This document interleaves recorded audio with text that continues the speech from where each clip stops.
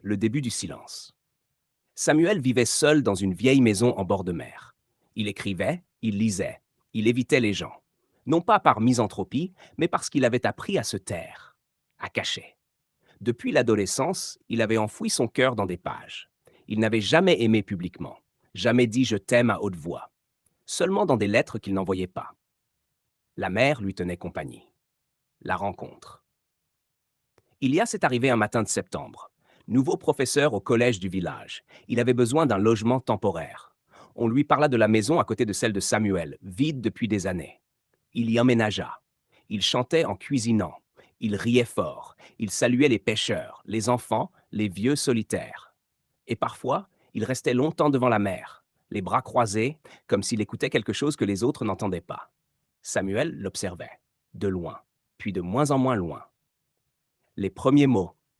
Un jour, Ilias frappa à sa porte, les mains pleines de coquillages. J'ai trouvé cela au fond de la baie. On dirait des cœurs brisés. Ça vous inspire? Samuel haussa un sourcil. Peut-être, mais j'ai arrêté d'écrire sur les cœurs depuis longtemps. Ilias sourit, s'installa sans invitation. Alors il est temps de recommencer. Les mois d'août.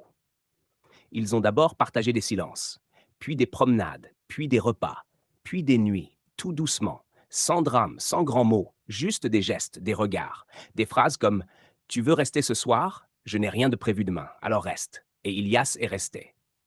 Les regards des autres. Le village les a vus. Certains ont souri, d'autres ont détourné les yeux.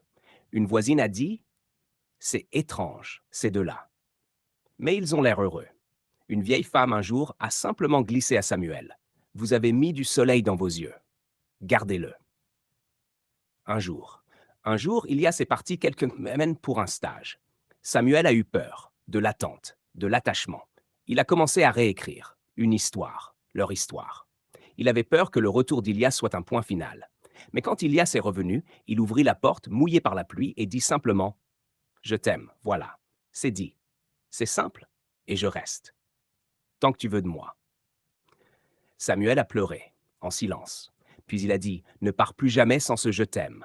Même en silence, je veux l'entendre. » Les années, ils ont vieilli ensemble. Ils ont adopté un chien, puis un chat, puis des rituels, un café tous les matins, une lecture le soir, un baiser discret avant de dormir. Ils ont peint les murs de la maison en bleu, comme la mer. Et chaque année, ils fêtaient le jour du coquillage brisé, celui où Ilias avait frappé à la porte. La fin douce. Ilias a quitté ce monde avant Samuel. Une maladie, rapide, injuste. Mais dans son dernier souffle, il murmura « Tu m'as rendu vrai. » Et Samuel